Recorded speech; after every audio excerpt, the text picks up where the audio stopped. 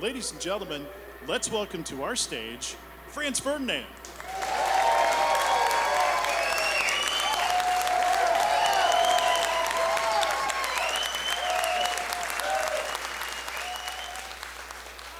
Hello everyone, how you doing? It's nice to see you all. Thanks for coming down today. I'm Alex, this is Bob, and this is Julian, and we're 60% of Franz Ferdinand.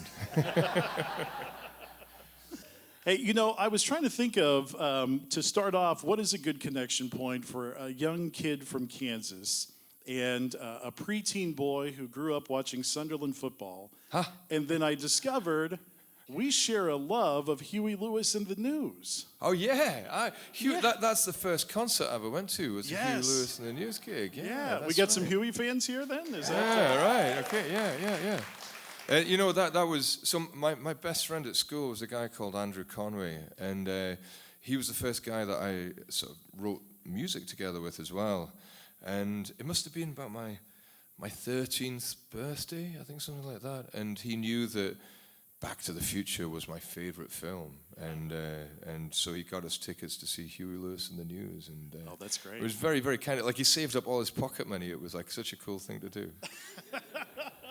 Well, that's a great film, and you know what, at the risk of, I never want to promote a competing event, but it's here for more days, Back to the Future, the musical, is in town this week at the Music Hall. Oh. If you guys want to knock off and catch it, I'm sure. All right, maybe I can go to the matinee show. That would be...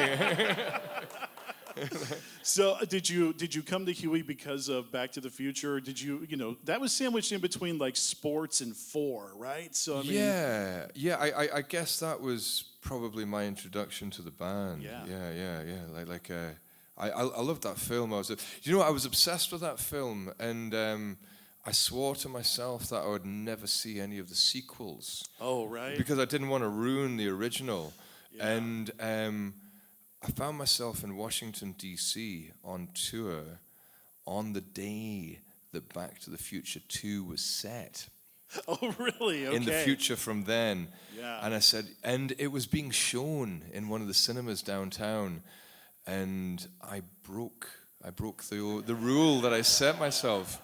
And I went to the cinema and I watched it on the day that it was set, and I've regretted it ever since. I'm sorry. Yeah, I mean, it's okay. It's a fine film, but it's not the masterpiece which the original is. You know, it's a good film. You know, I'll be honest with you. I actually enjoyed 3 better than I did 2.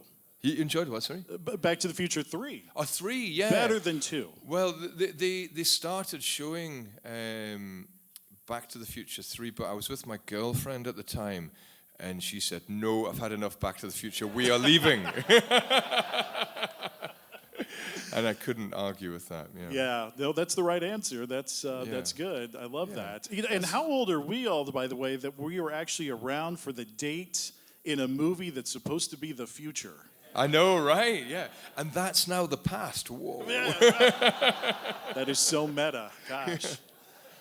You know, I think it's cool, though, because, Alex, you all have talked about cinema, your love for film, and how you try to bring that to your music. And I remember you said one time that you try to go into the studio and recreate, you know, maybe it's a rack focus or maybe it's a zoom. You try to get that sound on the record. You talk about that whole concept. Yeah, I mean, I think no matter what kind of artist you are in a wider sense, I don't think you take your influences and your inspiration from just the other forms or the other expression within your own particular form. So you don't just listen to bands for inspiration if you're a musician. Likewise, if you're a painter, you don't just look at other paintings for inspiration. And I remember when we were making the Always Ascending record, we all had some great conversations with Philippe Zadar, who produced that record. And one thing that we found we had in common was a love of Hitchcock. And we spoke about a lot about him and his approach to making cinema. And one thing he talked about a lot was how everything had to have a purpose. So if you were doing something that was a technical trick, and the zoom pull is a perfect example of that, like the one that you see in Vertigo, where it's kind of zooming in and so like going out on the dolly at the same time. he talked about that, and he said that the only reason he did it was because he wanted to instill a sensation in the audience. He wanted to get an emotional response. In that case, the feeling of vertigo. And I think that's a great thing to have in your head when you're in the studio. Because if you're in a studio and you've got all this incredible gear and all these incredible effects that you can use, it's easy to just go crazy with it. But if you're going to have a true artistic vision, I think it's important to realize that to consider what's the purpose of this? What emotional response am I trying to get here? Rather than just sticking a flanger on something, it's like how am I trying to make people feel when I'm expressing something here? And and it's good to look to other artists in different fields for those kind of ideas. Yeah, that's fantastic. Again, we're chatting with Franz Ferdinand here live in our living room this morning. And, when it comes to production, and we're going to talk a little bit about the first record coming up here, but I think especially about the human fear. And you said when it comes to the mixing process, it may be addition by subtraction. You like to kind of mute things and kind of take away, and it's sort of that audio minimalism sort of idea. I think there's two stages of creativity. There's the initial almost stream of consciousness stage where everything just comes out in a splurge, and it's almost like you have to turn that part of your brain off when it comes to finishing things off, and it's like you have to turn on a really cold editor's brain that sort of just cuts away the excess. And I guess you kind of go from being a maximalist to being a sculptor who just cuts away all the unnecessary stuff. I know that making this record, Julian and I spent a long time together, firing as many ideas as we could together, and then cutting away. And Bob as well. Bob's great because Bob's very good at seeing where you're going with a song. Not so interested in the minutiae, the details, but in seeing, again, what it's going to do, where you're going with it. And that's very helpful, having those different perspectives. Alex, you mentioned your friend that you went to Huey Lewis with. Was that the friend you guys were noodling on a Lennon-McCartney songbook back in the day? Was that the same kid? Oh, yeah, that's the same friend. That's Andrew. So I guess we both started trying to play guitar seriously around about that time. And we were both Beatles nuts. We were obsessed with the Beatles. Kind of at a time when the Beatles, it's hard to think now, but the Beatles were sort of out of vogue at that time, mid to late 80s. Yeah, mid 80s. I'm trying to think when I was, that would have been about 1985. And we got our hands on this songbook of Beatles songs, and we were trying to play along with the chords and play along with the records, and it just sounded wrong. It sounded terrible. It just, like a total cacophony. We just thought, we can't do it. We can't play like the Beatles. What are we going to do? We thought, well, let's just write our own songs, because if we play these songs, these chords that we've been learning, we play them, and we say that's how the song's supposed to be. If we write it, nobody can tell us that it's not supposed to sound like that, because it's us that decides, right? So I guess that was the kind of the impetus for me to sort of really, really start writing. And we loved it. We wrote loads of songs together.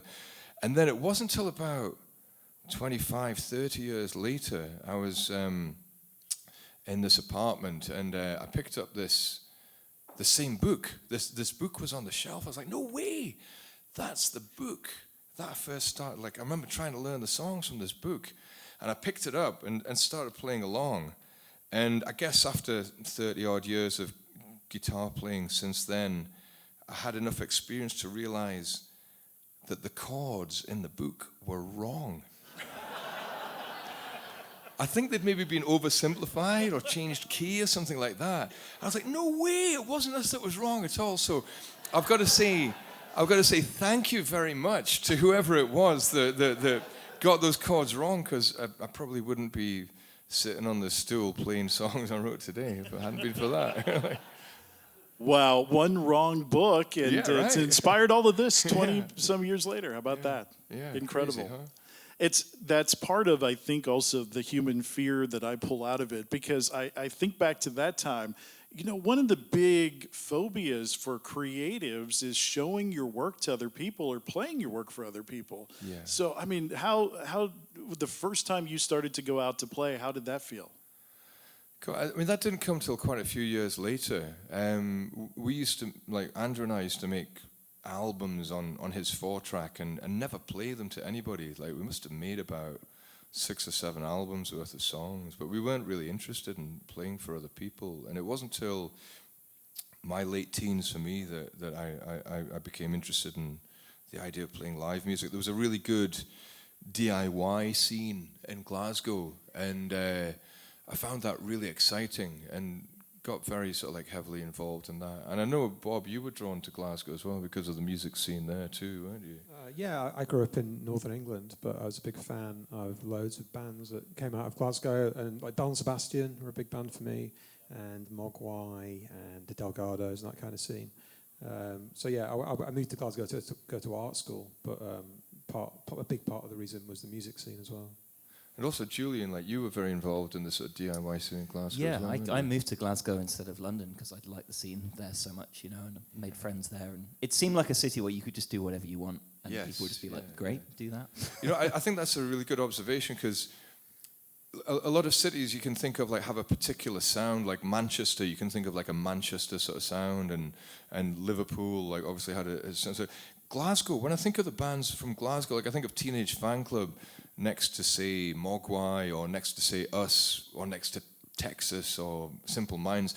All the bands have a very different sound, but they all have a similar kind of attitude. Like it's quite like a do-it-yourself, like coming from a sort of punk rock sort of like aspect, I guess. Even though they all sound different. Yeah, it's probably the attitude to making the music is what we all have in common.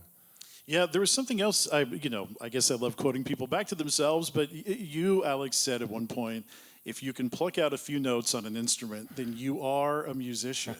and I just, that's an awfully low barrier to entry. A lot of musicians may not feel that way. Yeah. I wondered, though, if that was a product of the environment of Glasgow where everybody could create whatever they wanted. Yeah, I mean, it was a very DIY scene. It was cool, and there was a place called the 13th Note, where I used to put on bands. Like I was about 19 when I started doing it, and the whole ethos of that place was you're going to be terrible when you start off, but you need to play live in order to not become terrible and to take those ideas that you've had and develop them, and also like discover the new ideas and see other people, but more than anything to be part of a community as well. And to like be inspired by the other people who want to do the same thing as you. But it's interesting you talk about those 2 notes, because really what I was talking about there was the kind of argument, debate, discussion, I know that Bob and I had, which kind of was the genesis of our band. I had a friend, I have a friend, Mick Cook, who used to play with Bell and Sebastian, and he gave me his old bass. And one day, Bob was a friend of mine. Bob was at the art school at the time in Glasgow, and I said to Bob, "Why don't you come over to my flat? I've got a bottle of whiskey and a bass guitar. Do you want to come over?" And Bob was like, "Yeah, I'm into the whiskey, but..." And I said, do you want me to show you how to play a couple of notes on the bass?" And you said, "Not particularly." Yeah, not really. No, Alex's idea is that anyone could play the bass, and I've been trying for 25 years to prove him wrong. Yeah, we were having this discussion. I was saying, look, Bob kept on saying, "I'm not a musician. I'm like an artist, not a visionary." I said, "It's the same thing. It's the same thing." And I said, "Anybody can." I said, "Look, just stick your finger there, and then do that, and then I said, and you got a sound out of it." So I said, "There you are. That's proof you are now a musician, possibly on the most basic rung of the ladder to mastery of the instrument. But in fact, you could show us the note, because you still play it every night." Is it C? It's the chorus of this fire. Can you point to it? No, you know it. It's the chorus of this fire. Is it? No. Is it? It's not that one, is it? It's that one, yeah. Well, it's funny because the song that I was trying to show Bob then was a song that ended up on our first album called "This Fire," And we still play it every night. So I think it did pretty well. Yeah.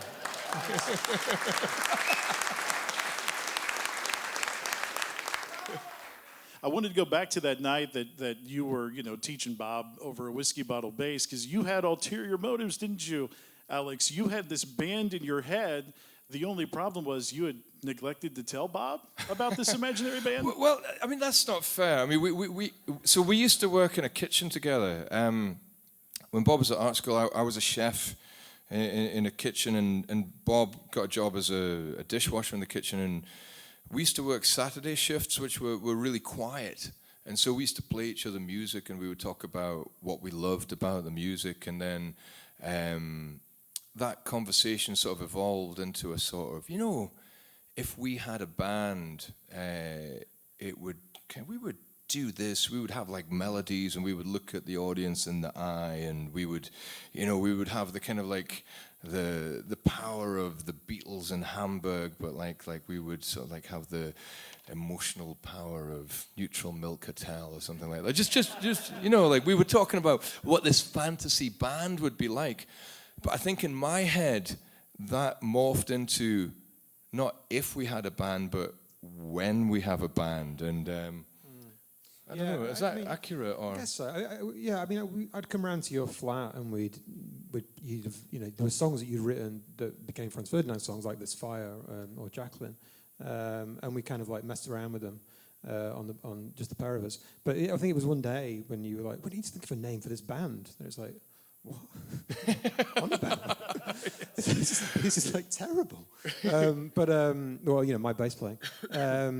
I think that when I was at art school at the time, I was studying painting, and I guess I saw like joining a band as just the rite of passage, like something that you do when you're in art school. So it seemed like I'll do that for a bit. That sounds like fun. Yeah, and then how many years later is it? It's a couple of decades later, and So I want to know then, what was the thought? You're the first album hits, and then you've got the second. And you're walking around and you encounter some Hell's Angels enjoying the record, and then Robin Williams you spot with the album in hand. Oh, it wasn't Robbie Williams, it was Robin Williams. Yes, Mork from Mork. Yeah. Yes. Yeah. No, I don't know if I actually saw him, but I heard reports. No, it was Cern, our manager. He saw him in Amoeba Records in San Francisco. Yeah, like Cern, our manager went to Amoeba in San Francisco, and maybe it was LA. I don't know, one of the Amoebas, and was standing behind him in the queue holding our record to buy, funny, which is really, it's weird. Like it's kind of hard to comprehend that sort of thing. I remember the weirdest thing for me was the first time I was walking down the street, and there was a guy whistling the riff from Take Me Out, and it just felt very strange that a stranger that I'd had no connection with was knew one of our tunes. It's still kind of hard for me to get my head around it, the fact that all of you know these tunes. Well, and how about when David Bowie starts showing up to your gigs in disguise? Yes, that's true. Yeah. I mean, that was truly mind-blowing, because, of course, we were all huge Bowie fans, and he came down to see us in the Roseland Ballroom in New York, and it was shortly after, remember he had a heart attack, he'd been a little bit ill, and he hadn't been out for a while, and we didn't know he was coming, we didn't know he was at the show, and our tour manager knocked on the door and popped his head around, so said, "Oh, you've got a visitor." And we were just like, "Oh, right, yeah, sure," just thinking it was somebody from the label or a friend of a friend or something. And then this head popped around the corner wearing a kind of like gold Adidas baseball cap, round John Lennon glasses, a big mustache. And then the rest of them came in wearing, like head to foot, like a gold Adidas tracksuit. And I think it was him kind of with the cap down low. I think in his head he was thinking he was in disguise and nobody would notice him. But you just kind of think, bloody hell, it's David Bowie in a gold tracksuit. But he was really cool, very cool and very supportive of the band, and that kind of that totally blew our minds. That was great. I want to ask about coming to America and having that thought where now your music is worldwide, and the fact that you're now here some years later sitting in Kansas City of all places, and we're all enjoying this music. And yet, when you come over here, I love this story you tell about playing a festival. And this just shows where music was at the time. But you're sandwiched literally between Papa Roach and Corn. Yeah. It's not what we were expecting when we sat in the kitchen of my flat. I think the crowd were into it because they were throwing money on stage, like coins. But they were all holding their middle fingers up, which I think is a sign of appreciation, right? It's such a metaphor, though, for where music was back in that time. And literally, again, I think shows the impression that you all had on music. You really changed the sound at that time because, and you sent me back to 2004 because look at the albums we had that year.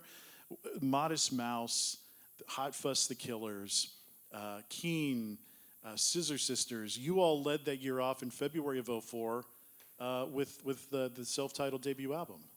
It was a pretty cool time. It was like, I've got to say, I accidentally, at that gig we were talking about, I accidentally walked into the dressing room of Papa Roach thinking it was ours. And they were the loveliest guys. They were really, really sound. And we saw them recently again, remember, at the French TV show. And lovely bunch of fellas they are. Did all the dressing rooms look the same? You just yes, opened the door? It was in... there's a venue in New Jersey called Meadowlands, which gets called Metal Lands, I think, because of the kind of gigs that are normally there. And backstage, just every dressing room looked identical. So, that's why. Well, The Human Fear is your sixth and latest studio album here. The time difference between albums, now it's been 20-some years. You've got 6 albums. 2018 was the last original. We did get a greatest hits in 22, Billy Goodbye. That was awesome. What happens during that time frame? Do you guys step away for a little bit, take care of yourselves? What happens there? No, I mean, we were still busy doing things, and we were writing songs, and I guess it was, at the beginning, it was mainly Julian and I, and Bob as well, like sort of getting together to write things and explore ideas, and I guess work out what we were going to be for the next record. And the funny thing is, like, when you see an album, you see a very concentrated version of, like, a lot of other work that goes on, kind of going into it. And I've always loved, it's funny, when Bob was at art school, like I learned a lot from the method of him and some of our other friends who were there as well. Particularly, there was one thing that I found really inspiring, which is the idea of keeping a notebook, like and showing your notes as you're working, and being able to see, a bit like you would do in maths as well, like showing your workings to get to your point, like so you understand the process that you went through. And I've always loved that, which is why when we put the Human Fear album out, we also put an accompanying record of all of the demos as well, so you can kind of see the route that you go through to get to some of these, because sometimes you start off in a completely different place from where you end up. But yeah, to answer your question, we spent a couple of years like exploring ideas and working out what we wanted to do. It's really easy to see the finished product of an album and be like, we made all the decisions to get to that point. Yeah. But actually, it's like it's an exploration, Yeah. And then you're like, oh, we're here, and this is cool. You know, it's it's funny because when you listen to it, it's just like, it's only 40 minutes. Like oh, yeah, how did that take you like 4 years or whatever? But so you guys knocked it out in 45? Also over there, we had this pandemic thing, which kind of was a bit of a pain in the neck as well. Yeah, there was that. I think it was Bob in one of the interviews said that you'll come in with these songs on like an acoustic guitar or a piano where they start, which is amazing because they then turn into these Franz Ferdinand bangers. And the Franz Ferdinand, how do you get from there to the Franz Ferdinand sound? Well, the interesting thing is, like, in this environment today, you kind of do hear you hear some of the kind of like the sound of maybe how some of the songs might have sounded originally, but it's I don't know. I think we all know what Franz Ferdinand is in the band. And I think what makes it sound like Franz Ferdinand is for Franz Ferdinand to play it. You know, it's. I mean, I know that sounds dumb and stupid, Fair. but like it's true. Like, Have you ever done that thing where you try and write a song in the style of someone else, and then it always ends up sounding like you? yes, It's totally. weird. It's like you can't. It's Yeah. It's funny. It's true as well. When we do covers, when we try and cover other artists, it always ends up sounding like Franz Ferdinand songs. I think that's partly. I think that comes from the strength of your limitations. You know, like I could never be a very good wedding band guitarist because I can't play like other people at all. I can play like one guy only, and that's me, unfortunately. Yeah. Well, we love that. I just wondered if when you were working on this album and finishing it, if you did what you would do for other albums, and that is book a pub as a Christmas party, and then just text out to your friends, "Hey, we're playing a show." We do that sometimes. We for this record we did a few smaller gigs around about Scotland. We played this amazing place called Strathpeffer, which is kind of up in the Highlands. Yeah, it's really beautiful, wasn't it? That room, kind of like run by the local community. Yeah, like an arts and crafts pavilion that belongs to the village. It was very nice. Yeah, it's quite nice going to very remote places in Scotland that maybe a little bit off the beaten track of touring bands. It's cool because like they might not normally get a band like us turning up, and for us we get to hang out in a cool place for a little bit as well. That is very cool. The Human Fear is the new album from Franz Ferdinand out on Domino. They play at the Midland Theater tonight. Audience, shall we show our love and appreciation? Thanks very much, everyone. Thank you. Gentlemen.